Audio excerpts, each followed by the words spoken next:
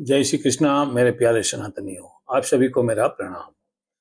मैं आज आपके साथ बहुत महत्वपूर्ण जो भगवत गीता श्रीमद् भगवत गीता का अध्याय 2 श्लोक 47 है उसके बारे में आपसे बात करूंगा और उसके साथ आपको ये बताऊंगा कि कर्म क्या होते हैं, कितने प्रकार के कर्म होते हैं, कौन से कर्म क्या करते हैं, वो सब के बारे में। तो शुरुआत करते हैं श्लोक 47 अध्याय 2। संस्कृत मेरा इतना तो पावरफुल नहीं है, लेकिन मैं कोशिश करता हूँ। आपको शायद मेरा संस्कृत पसंद आया नहीं आए, तो जो भी है आप मुझे बताना, सत्या त्रुटियां कमी है मुझे माफ करना और मुझे बताना। तो श्लोक है, कर्मण्येवाधिकारस्तु मा फलेषु कदाचन मा कर्म फल हेतुर भूर्माते संगोस्त्व कर्मणि। इसका अर्थ है तेरा अधिकार केवल कर्म करने में है, फल पर कोई तेरा अधिकार नहीं है। इसलिए तू कर्म फल का कारण मत बन और तेरी आसक्ति कर्म न करने में भी न हो, यानी कि तुम्हें कर्म करना ही है। यह श्लोक भगवान कृष्ण ने श्री भगवान श्री कृष्ण ने अर्जुन को सुनाया था। जब अर्जुन को विरक्ति आ गई थी, विरागी आ गया था, वो महाभारत का युद्ध नहीं लड़ने वाला था, तभी उसको कर्म योग के बारे में भगवान बताते हैं। तो भगवान ने उसको बताया, तू निष्काम भाव से कर्म कर, न तो फल की इच्छा रख या अपने कर्म से पलायन भी ना कर। हाँ, तो भगवत गीता के अनुसार 6 प्रकार के कर्म है। तो पहला प्रकार है संचित कर्म। संचित कर्म क्या होते हैं? संचित जो शब्द है संस्कृत शब्द है जो जमा किए गए हुए, हमारे अनगिनत जन्म ये जन्म से पहले हुए हैं और आगे भी जब तक मोक्ष नहीं होता है तो 84 लाख योनि हमारे हिंदू फिलोसॉफी के अनुसार बताई है। तो उसमें हमने जो जो कर्म किए हैं ये हमारे संचित कर्म है। उसमें दोनों आ जाते हैं, शुभ कर्म और अशुभ कर्म। ये जो बीज है, संचित कर्म बीज का रूप है, वो उचित समय आने पर फल देते हैं। मतलब जब भी आपका कर्म पक जाता है तो आपको फल मिलना शुरू हो जाता है, बुरा या अच्छा। और सभी संचित कर्म एक जन्म में नहीं भोगे जाते और एक जन्म में जमा भी नहीं होते हैं। कुछ कर्म आपका प्रारब्ध बन जाता है और वो प्रारब्ध ही आपका अगला जन्म नक्की करते हैं। आत्मज्ञान और ईश्वर भक्ति से बुरे कर्मों का नाश किया जा सकता है और अच्छे कर्म का और बढ़ावा दिया जा सकता है।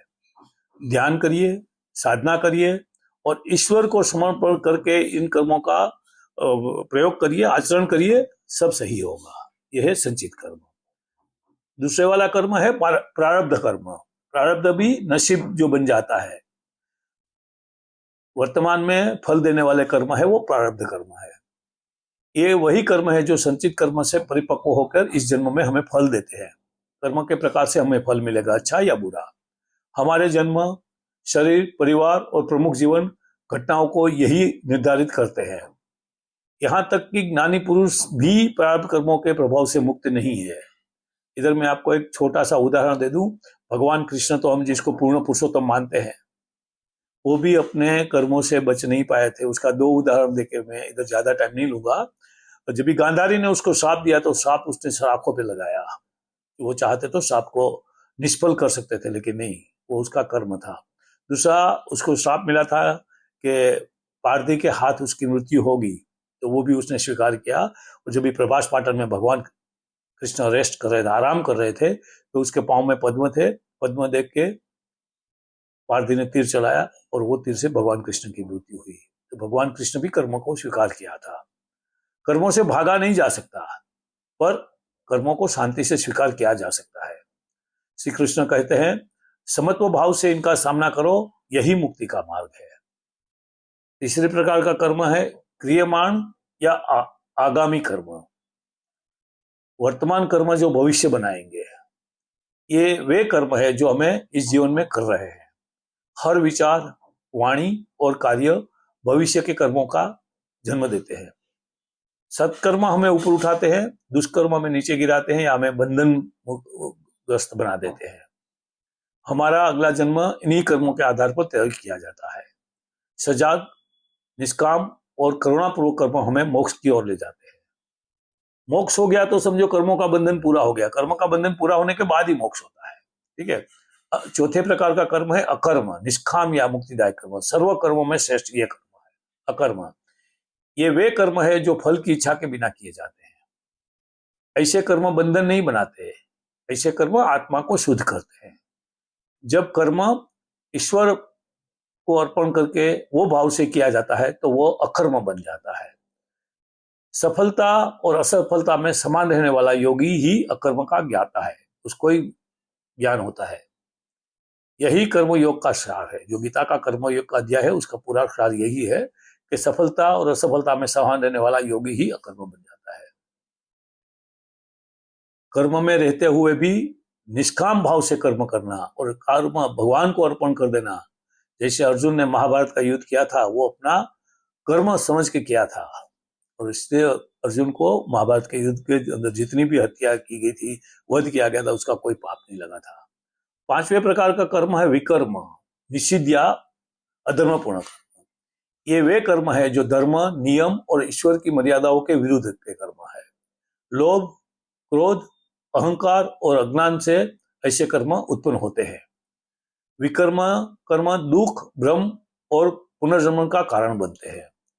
ये मन की शांति और आध्यात्मिक उन्नति को नष्ट कर देते हैं। ऐसे कर्मों का कैसे नाश किया जाए या कैसे प्रभाव कम किया जाता है, तो कर्मों का पश्चाताप करना, भगवान से सहे दिल से प्रार्थना करना और आगे का जीवन में सुधार बताना। मतलब ये आगे से मैं नहीं करूंगा तो वो अमल में भी रखने का, तो उससे आपका जो विकर्म पापी कर्म है उसका प्रभाव कम होता है या नाश होता है। और छठा है कर्म, सत्कर्म या पुण्य कर्म। ये धर्मानुसार किए गए शुभ कर्म होते हैं।